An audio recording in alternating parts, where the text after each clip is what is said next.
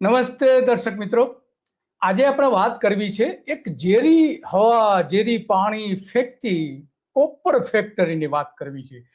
કારણ કે આ ફેક્ટરી સામે ઘણા લાંબા સમયથી લોકો લડી રહ્યા છે. હમણાં જો કે થોડું આંદોલન શાંત હતું, કેટલાક કાનૂની ગૂંચ ને ઘણા બધા કારણો, બીજા ઘણા બધા કારણો હતા. તો એની આપણે આજે વાત એટલા માટે કરવી છે કે આ જે રાજુલા, અમરેલી જે છે એની આસપાસના વિસ્તારોમાં આ ફેક્ટરી લગભગ 20 જેટલા ગામડાઓમાં વિનાશ વેરવાની છે. કારણ કે જ્યાં જ્યાં કોપર ફેક્ટરી બની છે ત્યાં ત્યાં ચારે બાજુ પર્યાવરણનો વિનાશ થયો છે અને ઘણી જગ્યાએ ભારતમાં તો ઘણી જગ્યાએ કોપર ફેક્ટરી બંધ પણ કરી દેવી પડી છે.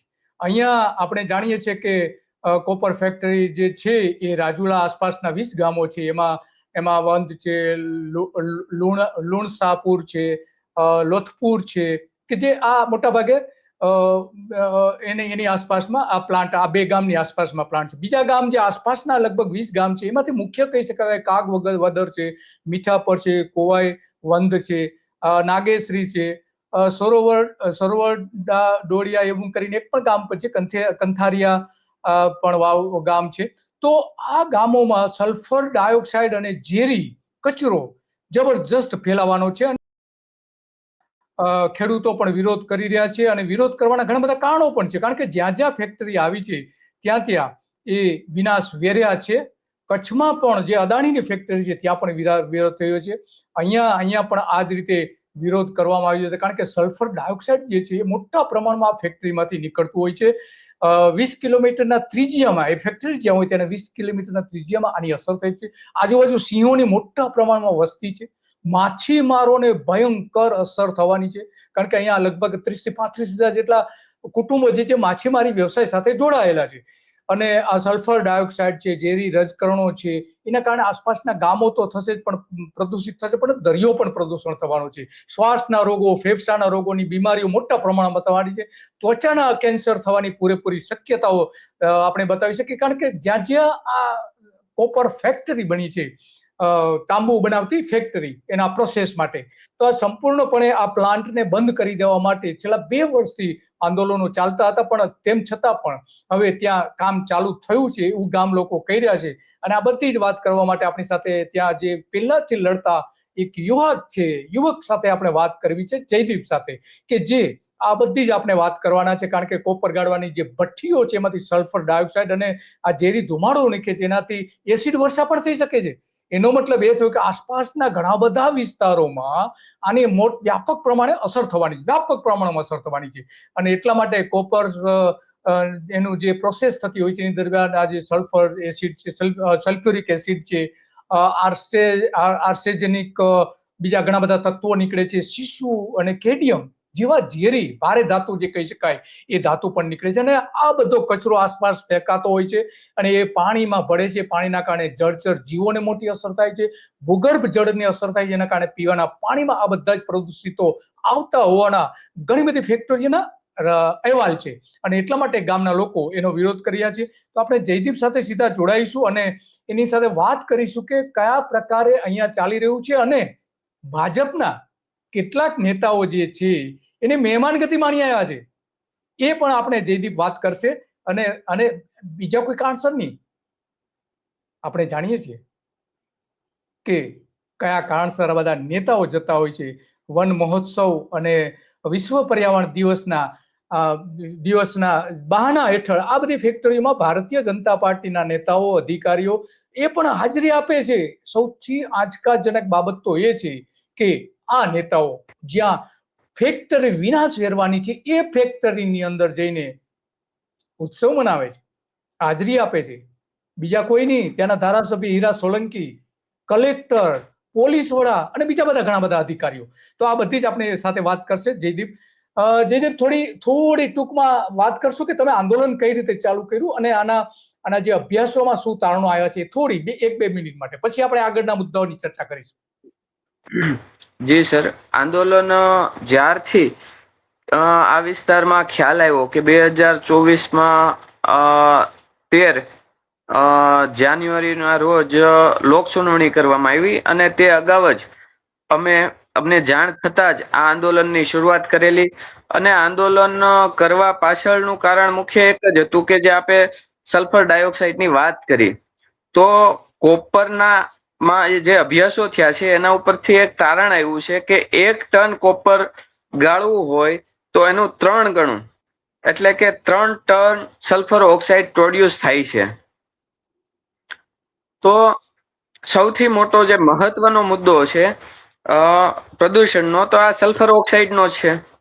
તો આ સલ્ફર ઓક્સાઇડ જે પ્રોડ્યુસ થવાનું છે એ ભૂલે ચૂકે હવામાં જશે અને હવામાં જતા વેત જ આ ઓક્સિજન સાથે સંયોજાય અને સલ્ફ્યુરિક એસિડ બને છે અને એસિડ વર્ષા થાય છે.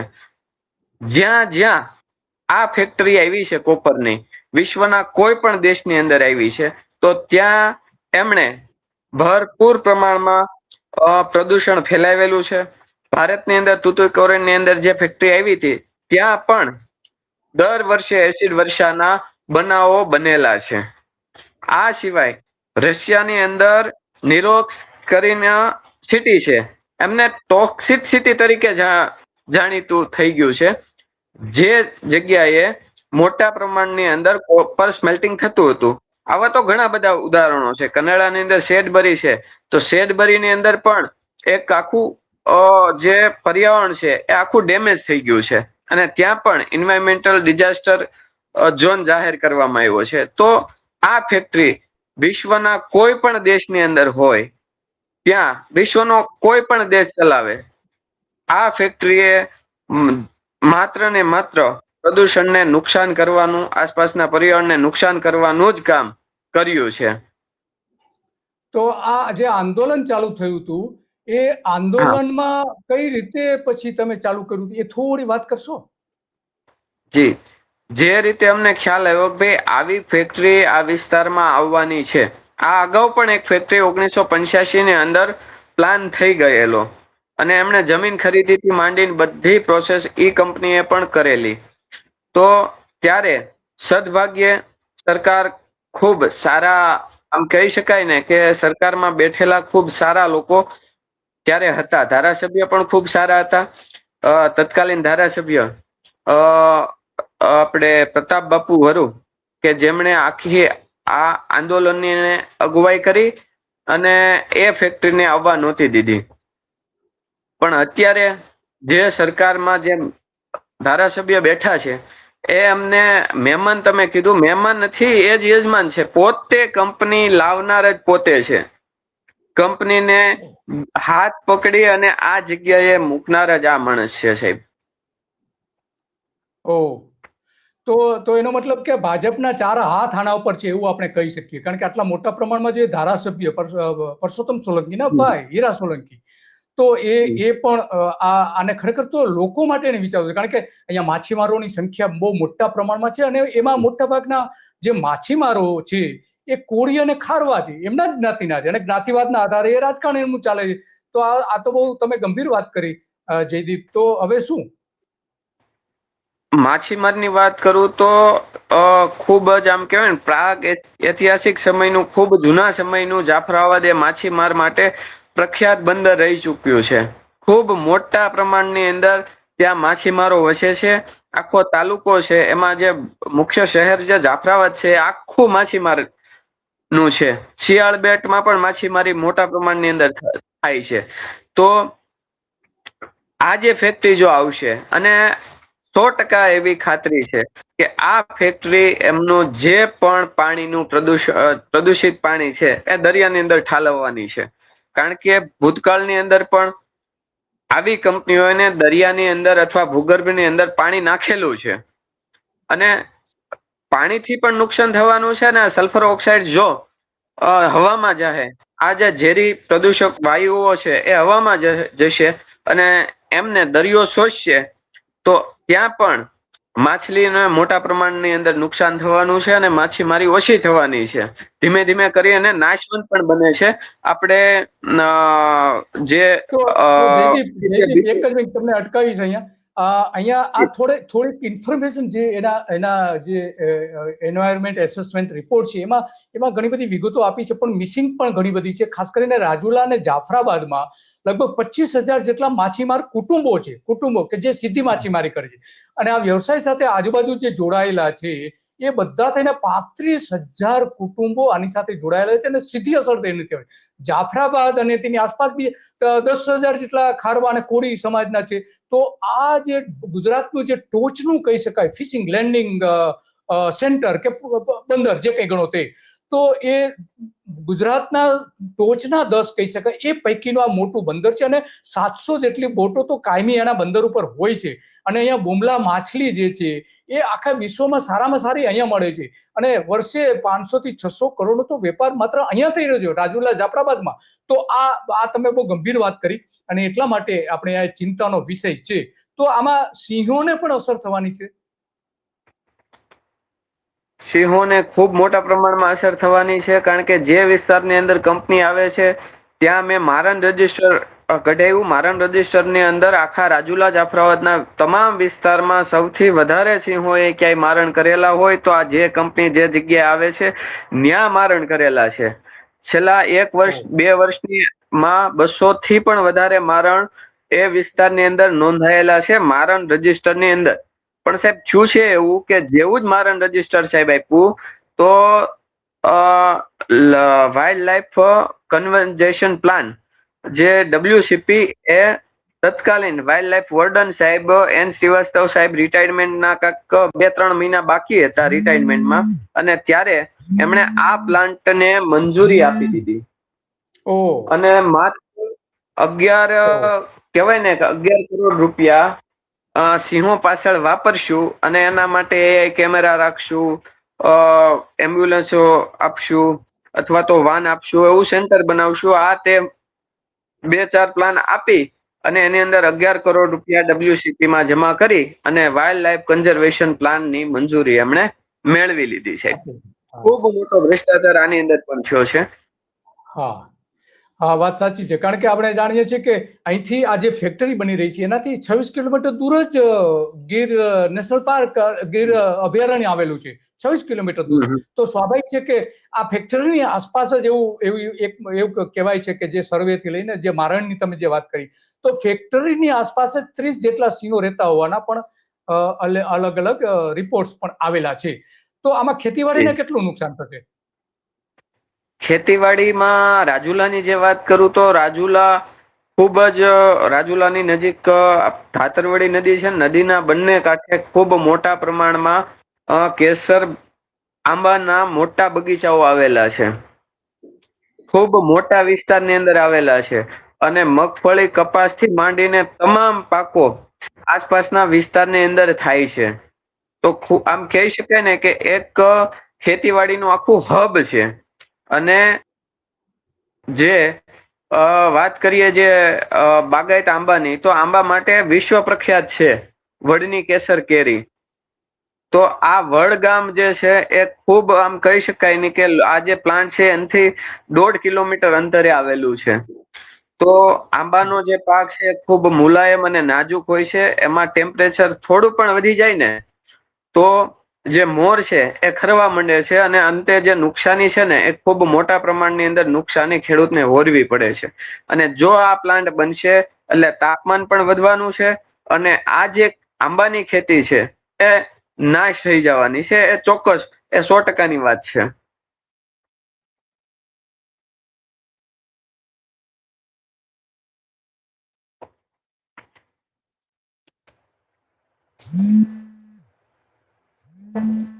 સાચી છે કે આ રીતે જો ચાલશે તો લાંબા ગાળે એની મોટી અસર થવાની છે, એમાં તો કોઈ સવાલ નથી. ખેતીને તો વ્યાપક પ્રમાણમાં અસર થવાની છે. ગામડાનું ભૂગર્ભ પ્રદૂષિત પાણી જે થવાનું છે અને આજુબાજુ જે પ્રદૂષણના કારણે જે બારીક કણો ઉડશે એ પાક ઉપર પડવાના છે, એના કારણે ઉત્પાદન પણ ગુમાવવું પડશે. અને આસપાસમાં એક બાજરી, આખી દુનિયામાં માત્ર અહીંયા જે એક વિશિષ્ટ પ્રકારની બાજરો પાકે છે એને પણ અસર થશે. તો હવે આટલું બધું ગંભીર, જયદીપ, ગંભીર પરિસ્થિતિ છે છતાં પણ ભાજપના નેતાઓ ત્યાં કેમ ગયા હતા? શા માટે ગયા હતા? એ થોડી વાત કરશો? ભાજપના નેતા બીજા કઈ મહોત્સવમાં જાય ને તો આટલી વાત ન કહી શકાય, પણ વિશ્વ પર્યાવરણ દિવસની ઉજવણી ત્યાં કરવામાં આવી હતી સાહેબ. વિશ્વ પર્યાવરણ દિવસ, પર્યાવરણની રક્ષા માટે ત્યાં તેઓ આ કંપનીની અંદર ગયા છે. જે કંપની સૌથી વધારે પર્યાવરણને નુકસાન કરે છે એ જ કંપનીમાં ત્યાં વૃક્ષારોપણ કરવા આ લોકો ગયા છે. અને જે વૃક્ષો જે જમીન ઉપર વાવવાના હતા, કંપનીએ પોતાની ખરીદી કરી અને વૃક્ષારોપણ કરવાની બદલે જે માલધારી સમાજ ત્યાં વર્ષોથી સરાણની જે જગ્યા હતી, સરકારી જે પડતર હતા, ત્યાં એ આખી જગ્યા કંપનીએ લઈ લીધી અને ત્યાં વૃક્ષારોપણ કરી નાખ્યું છે સાહેબ. ઓહ, અચ્છા, અને કંપનીએ લઈને ત્યાં વૃક્ષારોપણ કર્યું છે. હા, બરાબર છે. તો એ કલેક્ટર પણ હતા હાજર અને બીજા અધિકારીઓ, પોલીસ અધિકારીઓ પણ હતા? હા. અચ્છા, તો આ પોલીસ તો બહુ ગંભીર બાબત કહેવાય. આ રીતે જો નેતાઓ ત્યાં હાજર રહેતા હોય અને આવી પરિસ્થિતિ હોય, આટલું મોટું પ્રદૂષણ ફેલાતું હોય અને એમાં આ હાજર રહેતા હોય કલેક્ટરથી, એટલે આપણે જોઈ રહ્યા તસવીરોમાં એ દેખાઈ રહ્યા છે અધિકારીઓ. અને અચ્છા, જે એક ત્યાંના પોલીસ અધિકારી હતા પેલા, એને પણ આમાં આ રીતનું એની પણ ભૂમિકા હોવાનું કહેવાય છે. કે એ જે તમને એક વિડીયો બતાવું કે એ સમયે જે પોલીસ અધિકારીઓ જે વર્તન કરતા હતા, એ પણ વર્તનમાં એના પરથી ખ્યાલ આવી જાય કે આ કંપનીઓને કઈ રીતે મદદરૂપ થતા હોય છે. લોક સુનાવણીનો આ દ્રશ્યો, આપણે જૂના દ્રશ્યો છે, લોક સુનાવણી થઈ હતી એ સમયના, તો ત્યાં પોલીસે પણ લોક સુનાવણી ન થયા માટેની ભૂમિકા ભજવી હતી. તો આ પોલીસ અધિકારી પણ ત્યાં હાજર હતા. કેમ, શું કારણ એનું?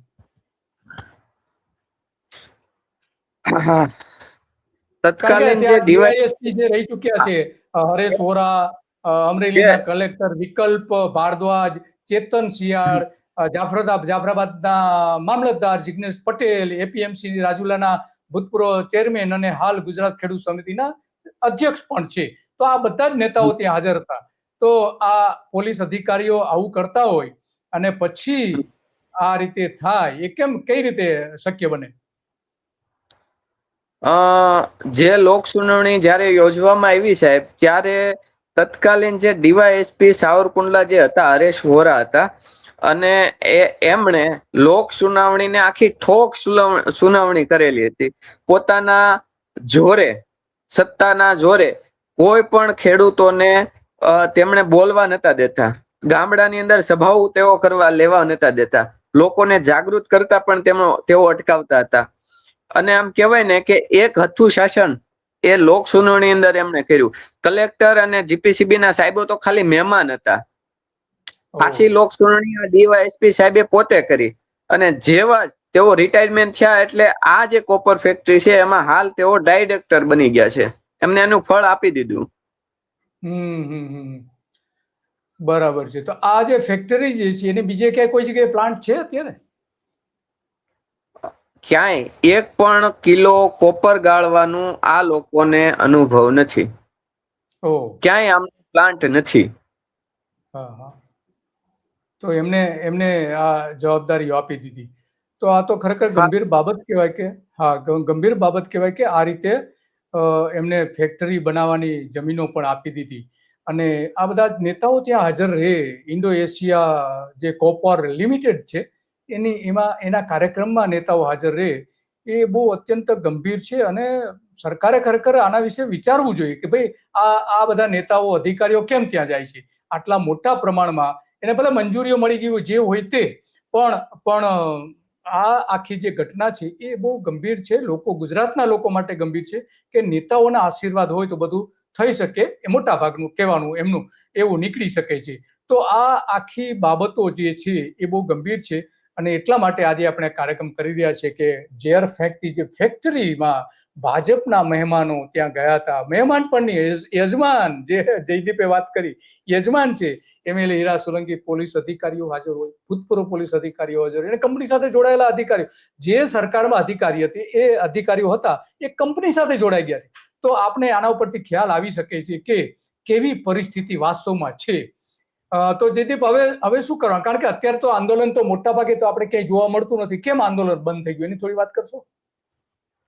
આંદોલન શરૂઆતમાં ખૂબ સારી રીતે ચાલ્યું અને ત્યારબાદ આંદોલનનો એનજીટી ની અંદર મેં કેસ દાખલ કરેલો અને કેસમાં પણ એકવાર ડિલે કોન્ડોનેશન ના હિસાબે કાઢી નાખ્યું ને એકવાર મારો જ કેસ એમને એક પોઈન્ટ ઉપર કાઢી નાખ્યો કે ભાઈ તમે પ્લાન્ટ માટે 2 જુદી જુદી એસી આપ્યા છે એક કોપર સ્મેલ્ટિંગ નું અને ફર્ટિલાઇઝર પ્લાન્ટ નું. તો તમારે બે જુદી જુદી એપ્લિકેશન કરવી પડશે.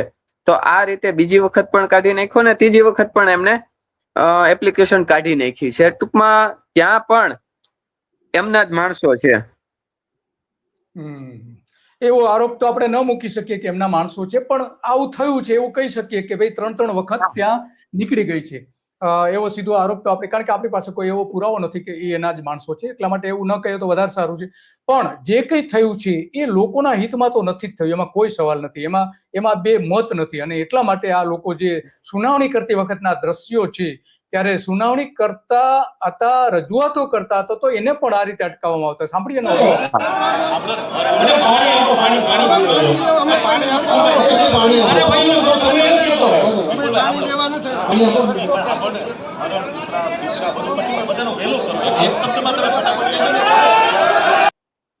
તો આ રીતે એને વાત પણ કરવા દેવામાં આવતી નથી. તો સ્વાભાવિક છે કે લોકો સારી રીતે રજૂઆતો ન કરી શકે, અને સરકારે પણ ધ્યાનમાં ન લીધું હોય, જીપીસીબીએ પણ ધ્યાનમાં ન લીધું હોય. અમે જીપીસીબી તો હંમેશા માટે શંકાના ઘેરામાં તો હોય જ છે, અને એટલા માટે આ બધી જ બાબતો આપણે જોઈએ છીએ.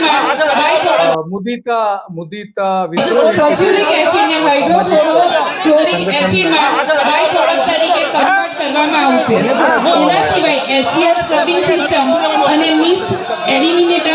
તો આ રીતે લોકોને રજૂઆત કરવા માટે આવે તો એને અટકાયત કરીને પોલીસ સ્ટેશન લઈ જવામાં હતા. આવા લગભગ 11 જેટલા લોકોને આ રીતે લઈ જવામાં આવ્યા હતા. એ સમય પણ આરોપ મૂકવામાં આવ્યા હતા.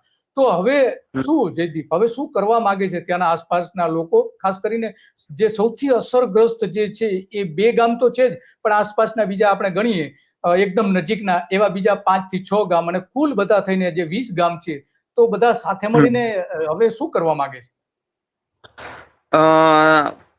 ટૂંક સમયની અંદર તારીખ જાહેર કરીશું.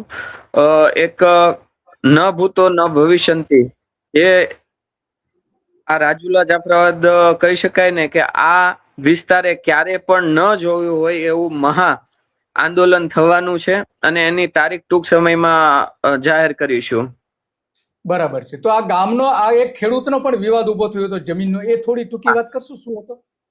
જો આ જે વિવાદ ઉભો થયો છે, આપ જે દેખાડો છે એ 8 નંબર છે જમીનનો. એમાં એ જે ખેડૂત છે એમનું નામ પણ છે, અને એમનું નહીં 13 જણાનું નામ છે. એમના નામે સર્વે આખો એમના નામે જમીન છે. એમના નામનો 7/12/18 છે. બધાય પુરાવા એમના છે. જમીન એમના આમ કહી શકાય ને કે વર્ષોથી વડીલો પાર્જિત જમીન છે. એમના બાપ દાદા વખતની એ જમીન એ લોકો ત્યાં ખેતી કરે છે, અને એમની જ જમીન છે. અને થોડા દિવસ પહેલા મામલતદાર સાહેબ આવ્યા ને સાહેબ, ત્યારે મામલતદાર સાહેબે રૂબરૂ જોયું કે આ જે મૂળ સ્થિતિ જે છે, જે જગ્યાએ અત્યારે હાલમાં જેસીબી છે, એ જ જગ્યાએ એ જગ્યા 187 પૈકી 2 પૈકી 1 ની જગ્યા છે. એમણે સ્વીકાર્યું પણ.